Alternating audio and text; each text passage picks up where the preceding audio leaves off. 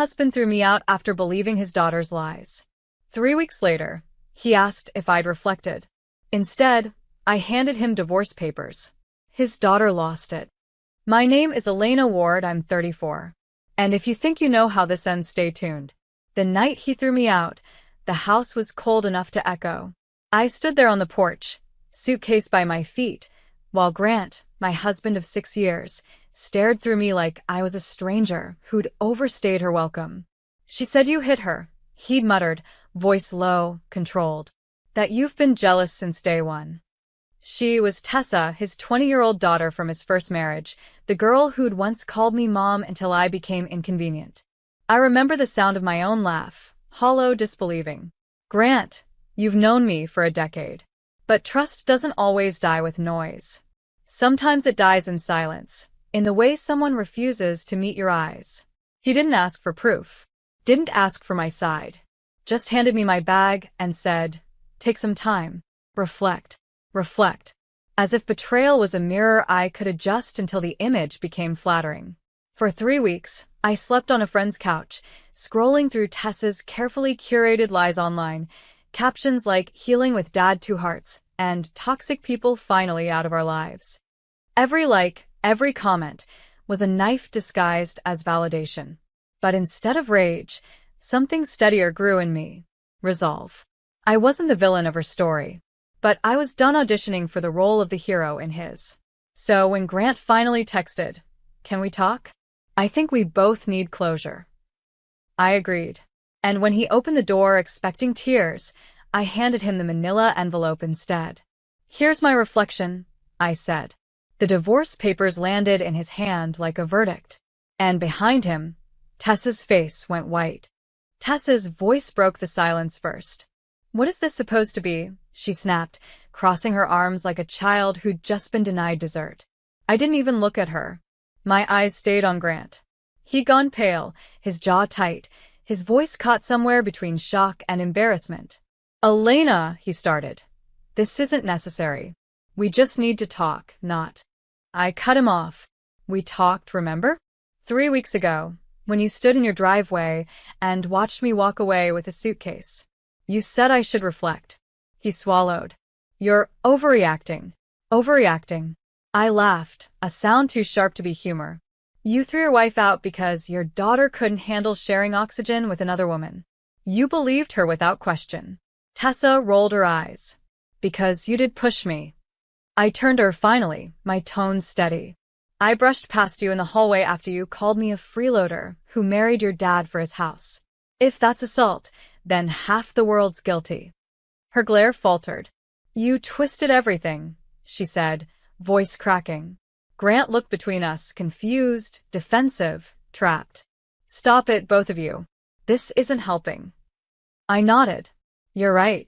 That's why I'm leaving." He blinked. "You can't just..." "I can," I said. "You already taught me how." I turned toward the door, but paused. "Oh, and Grant, you might want to check your bank notifications. I already moved my half. I won't be funding the lifestyle of someone who believes gossip over truth." His face fell. "You wouldn't." "I already did." Behind him, Tessa's voice cracked into a shout. "You're ruining everything." I smiled, not cruelly, just calmly. "No, Tessa. I'm ending it." As I stepped outside, the cold air hit my face like a second chance. I didn't slam the door. I didn't look back. Because sometimes the loudest revenge isn't destruction, it's dignity. And that day, I learned that silence can sound a lot like power. I drove until the city lights blurred into a string of gold and red, like my past fading in the rearview. My phone buzzed the entire time, unknown numbers, blocked calls, voicemails stacking up like guilt I didn't order. I didn't listen. Not yet. I rented a small apartment by the lake, a space with no history, no ghosts, no framed photos of a family pretending to love each other. The first night, I slept on the floor with nothing but a blanket and quiet. And for the first time in years, I didn't wake up anxious. The next morning, I opened my laptop, logged into the joint account, and saw it, $38,000 still sitting untouched. I'd moved my half before leaving, but Grant hadn't. Typical. He thought I'd come crawling back for closure, not clarity. So I withdrew my half legally, attached the signed separation draft, and left a note in his email. Transparency. Half withdrawn as entitled. The rest is yours, and hers. Use it wisely. That was my closure. A week later, I got a message from Claire, one of Grant's coworkers who'd always liked to gossip. Girl, I don't know what's going on, but his daughter's been posting weird stuff about you, like you stole from them. I sighed, unsurprised. I checked Tessa's feed, and there it was. A photo of me from our wedding day, captioned, "Some women only marry for money. Some forget who gave them everything." The comments were brutal. All lies she'd spun so often she probably believed them herself. But I didn't comment, didn't defend myself. Instead, I called my lawyer. "You still have the text she sent me last year?" I asked. "The ones where she bragged about managing her dad's business card?" "Those," I said. He smiled through the phone. "You're planning something?" "Not revenge," I said softly. "Just balance. Because the thing about lies? They don't need to be shouted down. They just need the truth, whispered in the right ear at the right time. And I knew exactly where to whisper it. 2 days later, I made an appointment at Grant's company. Unannounced, unscheduled, but perfectly timed. When I walked into that glass building in my tailored navy dress, the receptionist froze. My name still carried weight there. Everyone knew Mrs. Ward, the supportive wife who'd hosted every fundraiser, who'd once been the face of his success. Not anymore. Grant looked up from his desk when I stepped in. His eyes widened, then narrowed. "Elena, what are you doing here?" I set a small folder on his desk. "Delivering what your daughter left out of her story." He didn't touch it. "If this is about money." "It's not," I said, cutting him off. "It's about facts." Inside the folder were screenshots, Tessa's texts bragging about using his corporate credit card for personal emergencies. Spa days, designer bags, concert trips, over $7,000 in unauthorized charges, all under his name. He flipped through the pages, face draining of color. This can't be right. "It's all verified," I said calmly. "And before you ask, no, I didn't leak it. I'm just giving you what you refuse to see." He stared at the evidence, his hands trembling. "Why would she do this?" I met his eyes. "Because she learned it from you. You both believed lies were easier than accountability." His lips parted, no words coming out. "And Grant," I added softly, "if you want to fix anything, start by fixing her." "I'm already fixed." As I turned to leave, Tessa walked in, just in time to see the papers spread across his desk. Her confident smirk faltered. "Dad, what's that?" Grant didn't answer. I didn't stay to watch. I didn't need to.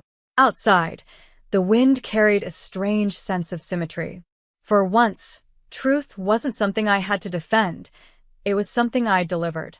And that silence, that heavy, awkward silence left behind in that office, was louder than any revenge could ever be. Because sometimes, justice doesn't explode. It lands quietly and changes everything. By evening, my phone started lighting up again, but this time, it wasn't from Grant. It was from numbers I didn't recognize. Colleagues. Old family friends. Even one from his accountant. Apparently, word had spread faster than I ever intended. Tessa's shopping spree was no longer a secret. Screenshots had circulated through office whispers and board meetings. By nightfall, her name was trending locally. Executive's daughter misuses company funds. I hadn't shared a thing. Someone inside had. Karma had just picked the right assistant to overhear the right conversation. I sat on my balcony, sipping tea, watching the storm unfold from a safe distance. The rain started softly, fitting. It sounded like closure in liquid form.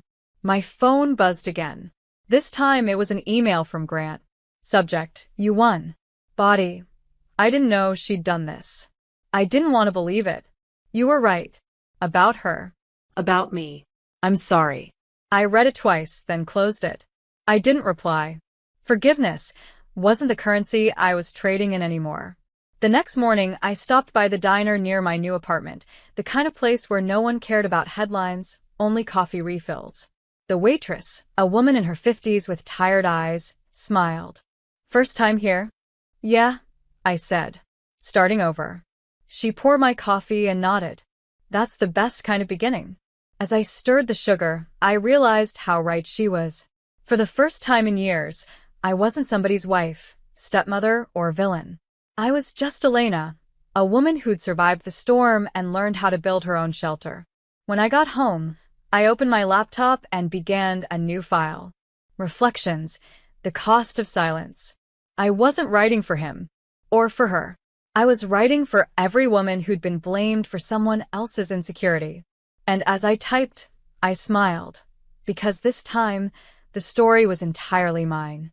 The weeks that followed were eerily quiet, the kind of silence that feels earned, not empty. I'd traded luxury dinners and tense family gatherings for peace, and every morning it greeted me like sunlight through clean glass. Then, one afternoon, an email arrived from an unexpected sender, Tessa Grant. Subject line: "Can we talk?" I hovered over it for a full minute before opening it. I know you probably hate me. I would too. I messed up more than you know. Dad's furious. He froze my accounts. I don't have school money. I shouldn't have lied about you. I just wanted him to love me like he loved you. I'm sorry. The words blurred for a moment, not from tears, but from disbelief. For once, her tone wasn't sugar-coated or cruel.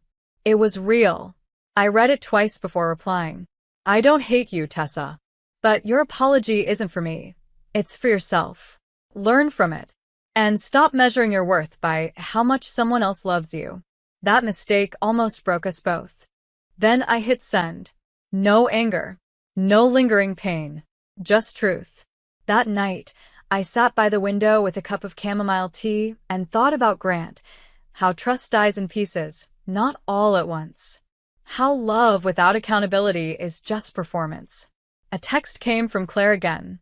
Word is, Grant's stepping down for a while. They're saying he's taking time to reflect. I smiled faintly at the word, reflect. The same word he'd used when he threw me out. Now it finally meant something. I closed my laptop, exhaled, and realized the most powerful thing I'd done wasn't the divorce, or the exposure, or the silence. It was staying human when they tried to make me hard. Because survival without softness isn't strength, it's just armor.